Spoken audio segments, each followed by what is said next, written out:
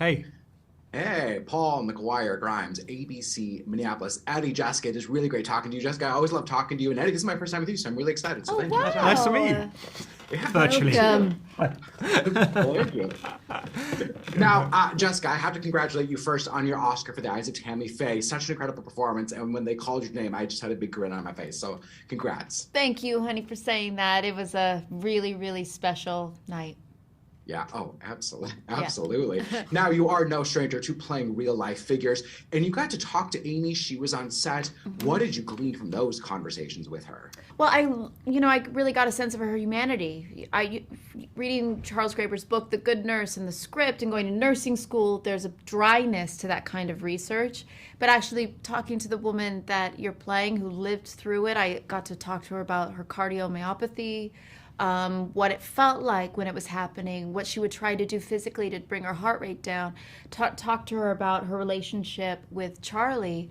I asked her why she was a night nurse, and she said she wanted her kids to think they had a stay-at-home mom. It's like, oh my God, this is a woman who really was taking care of everyone else, and she had difficulty taking care of herself. And she was very vulnerable, and that's probably what made it so easy for Charlie to, find a space to befriend her. Yeah. Ooh, I love hearing that about our kids. I mean, that's just so Yeah, special. I know. Now, Eddie, normally a character's motivation is so clear, and yet this is kind of missing that essential why. Is that a harder challenge for you and how did you what did you turn to find that for this person? Well, I mean, what Charlie did was monstrous, but like when you're playing a human being, you have to sort of approach it by finding his humanity.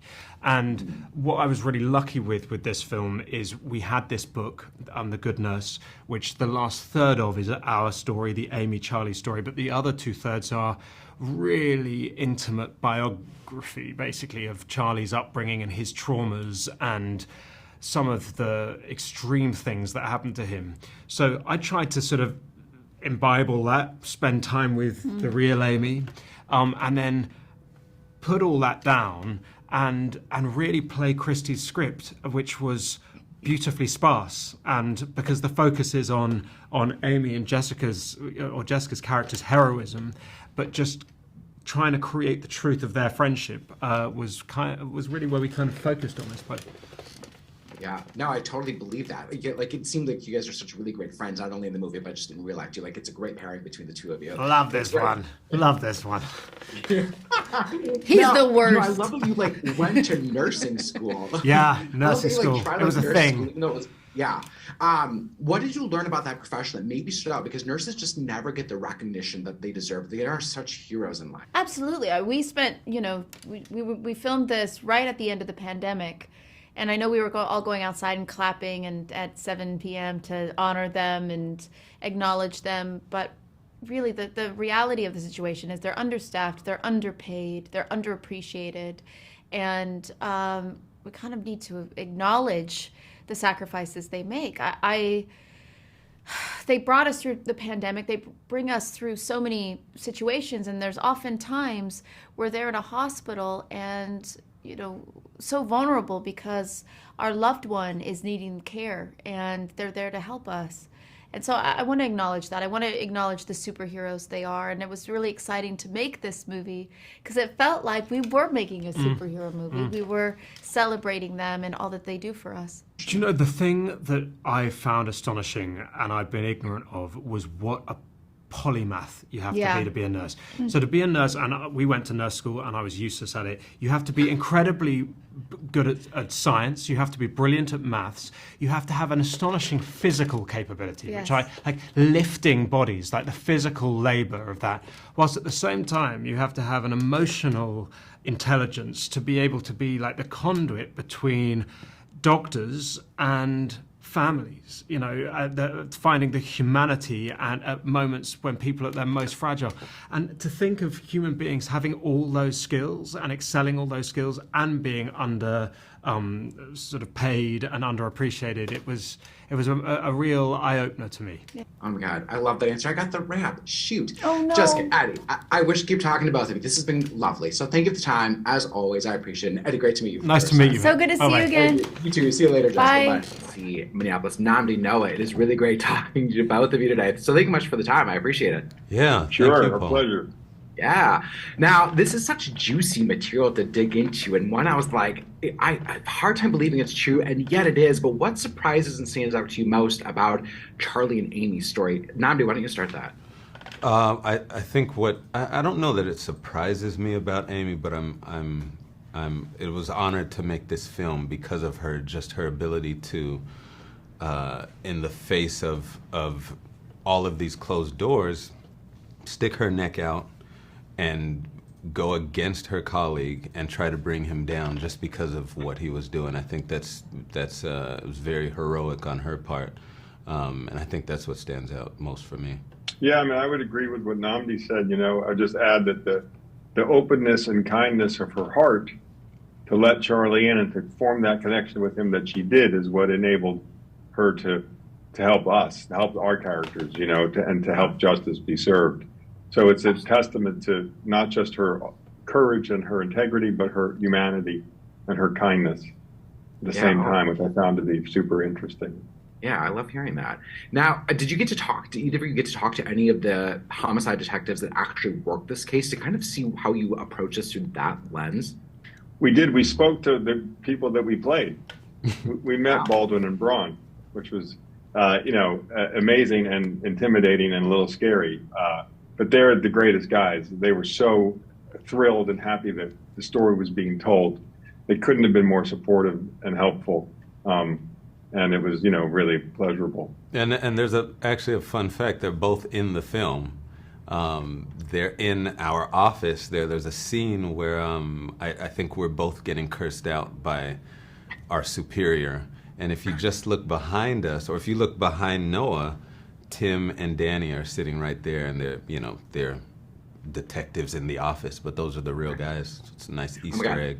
I'm gonna have to go back and watch that scene just to find them. That's really great. Yeah. We were talking about Amy being a hero, and I think that nurses and doctors and medical professionals are heroes that don't get the recognition that they really deserve. So I'm curious, who are the heroes in your own life? Probably the biggest hero is this guy named Noah Emmerich.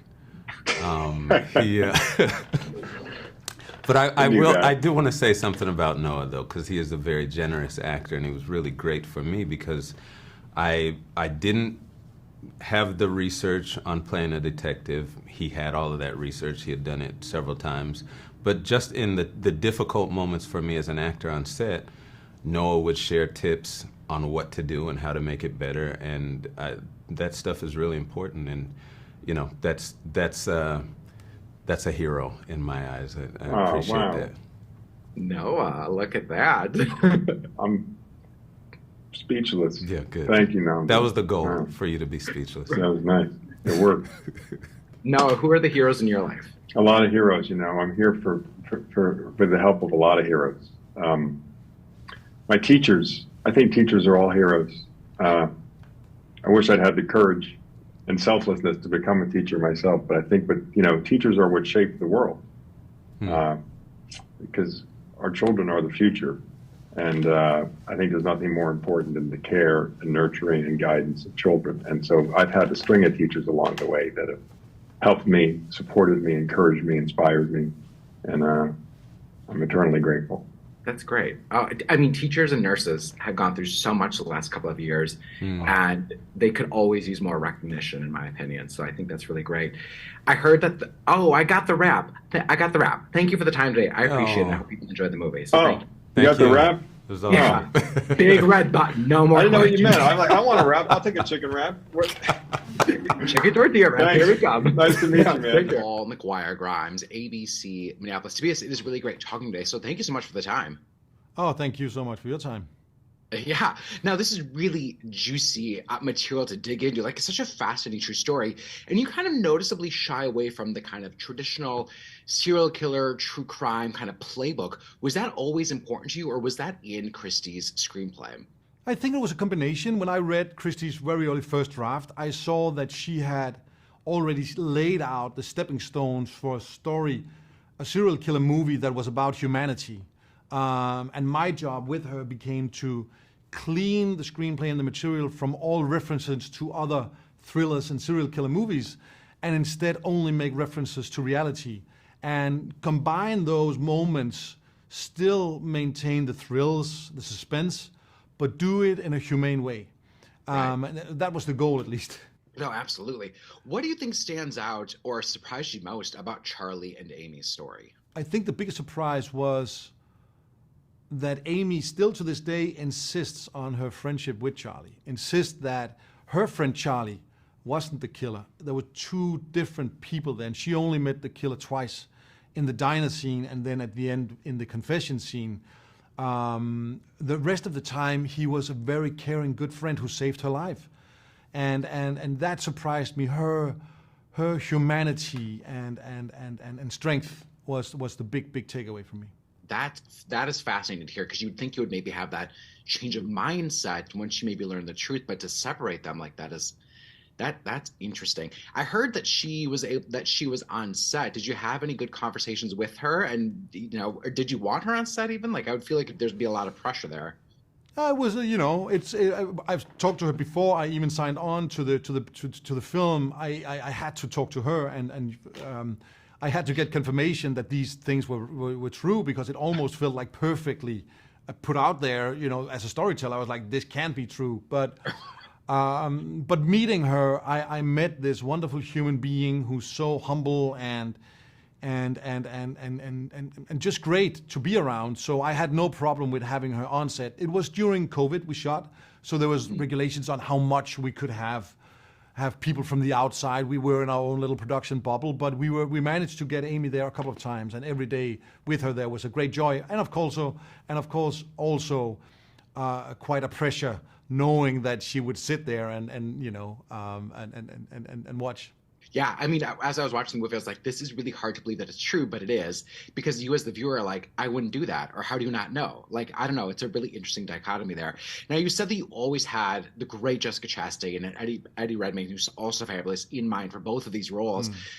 Did you kind of always have actors in mind as you're kind of reading a script, and what was about those two that you're like, they have to be these two characters?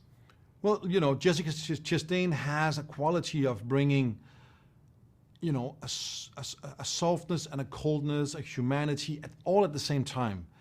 I remember that Zero Dark 30 was the first film I bought, a ticket to the 3 p.m. show, and then again to 5:30, just because I had to see it again. I was blown away by it. And Eddie has blown me away every time I've seen any of his work. And so it made sense. Like, the interesting part was that I knew that the story that Christy and I was building was a friendship story. It was structured around the friendship of Amy and Charlie, and therefore we needed a really friendly guy, and Eddie is the friendliest guy in the world, so he was kind of perfect for it.